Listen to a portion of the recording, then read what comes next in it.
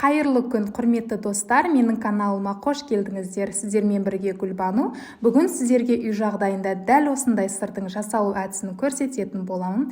Көріп тұрғандарыңыздай өте нәзік, сондай жұп-жұмсақ сырды ендеше үй жағдайында менімен бірге жасап көріңіздер дегім келеді. Тексерілген рецепттердің бірі, міндетті түрде дәл осы рецепт бойынша жасап көрсеңіздер, сіздерге ұнайды деген сенімдемін. Ал ендеше видеоны міндетті түрде соңына дейін қарап, арнаға тіркелмеген жаңа көрермен болсаңыз тіркеліп, пікір қалдырып, лайк басуды да ұмытпаңыздар. Ендеше біз бастаймыз. Ол үшін бізге түбі қалың ыдыс қажет болады. Менде бұл жерде кастрөлге 2 литр сүтімізді өлшеп құйып аламыз. Бұл жерде менде қолдың сүті. Егер де сіздерде қолдың сүті болмаса, онда дүкеннің сүтін алсаңыздар болады. Мінекей сүтімізді 2 литр өлшеп құйып алдым. Дүкеннің сүтінің майлығы 6% болғаны дұрыс. Осы сүтімізді ыдысымызға құйып, үстінен 1 шай қасық тұзымызды салып, араластырып аламыз. Одан соң міндетті түрде сүтімізді пісіріп алатын боламыз. Ал сүт піскенше қоспасын дайындаймыз. Қоспасын дайындау үшін бізге 4 жұмыртқа және де сметана қажет болады. Енді 4 жұмыртқамызды ыдысымызға жарып, осылай салып алатын боламыз.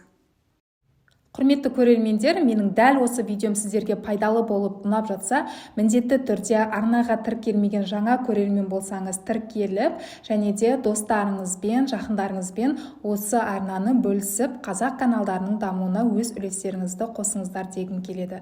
Мінекей 4 жұмыртқамызды салып алдық. Енді осының үстіне сметанигімізді салып алатын боламыз. Менде сметана 20%-лық сметаник, яғни дүкеннің қаймағы. Енді осыны венчиктің көмегімен жақсылап біркелкі массаға келгенге дейін араластырып алатын боламыз. Міне біздің массамыз осымен дайын. Дәл осы қоспамызды қайнап тұрған сүтке құятын боламыз. Ал мінекей біздің сүтіміз пісіп шықты. Осының үстіне жаңағы сұйық қоспамызды құйып 5 минут бойы қайнататын боламыз. Егер де сіздерде оты қатты жанып тұрса, баяулатқандарыңыз дұрыс.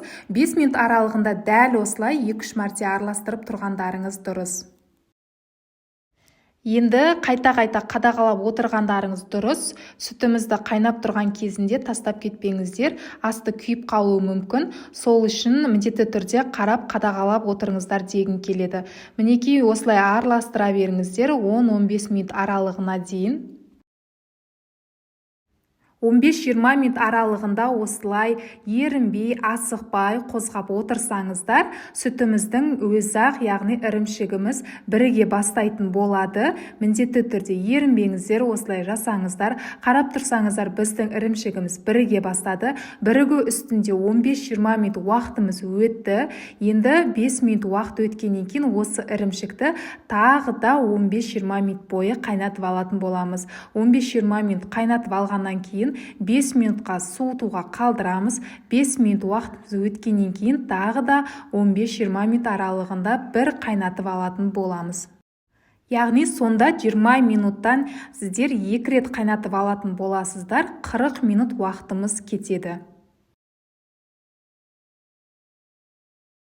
Екінші қайнауында суы сарғаяды. Суы сарғайған кезде біздің ірімшігіміз, яғни сырымыз дайын деген сөз. Енді осы сырларымызды сүзіп алатын боламыз. Бізге ол үшін осындай марлы қажет, және де шұңғырлау, осындай үлкен ыдысымыз қажет. Барлығын осылай сүзіп алғаннан кейін ыстық кезінде суынан ажыратып алатын боламыз.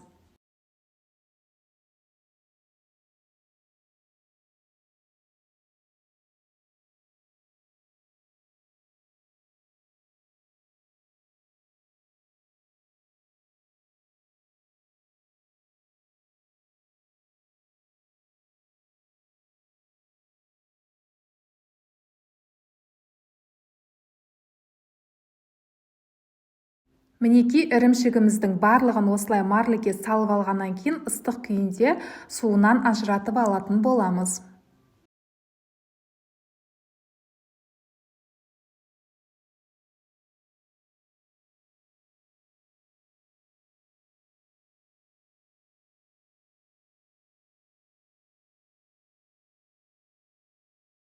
Суынан ажыратылған осы ірімшігімізді қазір домалақ формаға келтіру үшін майонездің шелегін түбін тесіп, осы домалақ ыдысқа салып, үстінен престеп, қажетті формаға келтіріп алатын боламыз.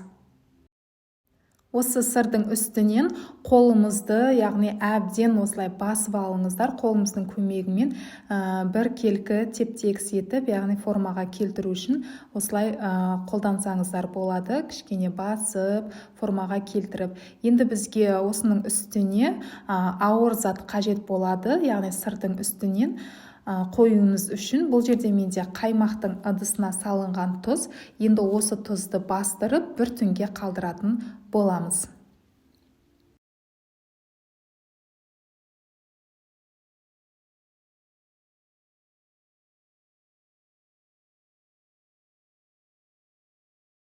Мінекей бір түн уақытымыз өтті. Енді сырымызды алып көрейік.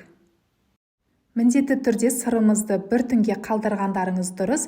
Егер де олай жасамасаңыздар, сырымыз онда қатпай, жаңағыдай дұрыс емес шығып қалуы мүмкін. Сол үшін бір түнге қалдырсаңыздар, мінекей көріп тұрғандарыңыздай нәтижесі өте керемет болып шығады.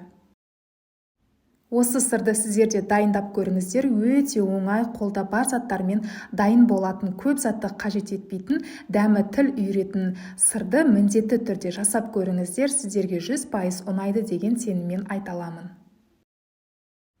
Осы видеоның астына описание бөліміне құрамдарын жазып қоятын боламын, және де сол жерден қарап, дәл осы рецепт бойынша жасап көрсеңіздер, сіздердің сырларыңыз өте керемет, яғни нәтижелі болып шығады. Дұрыс шықпай қалады деп уайымдамаңыздар. Мен айтқан рецепт бойынша жасасаңыздар, сырларыңыз керемет болып шығады. Мінекей көріп тұрғандарыңыздай нәп-нәзік үлбіреп тұр, және де таңғы асқа ұсынсаңыздар, балаларыңыз кешке дейін тойымды болып жүретін болады. Жасап көріңіздер, құрметті қыз-келіншектер. Жасап көргеннен кейін, яғни өздеріңіз-ақ белгілі болады қандай екені сырдың дәмі, және де магазиннің сырына, яғни айырмашылығы өте көп. Назарларыңызға үлкен рахмет, құрметті көрермендерім. Келесі видеоларда кездескенше міндетті түрде арнаға тіркеліп, лайк басып, пікір қалдыруды ұмытпаңыздар.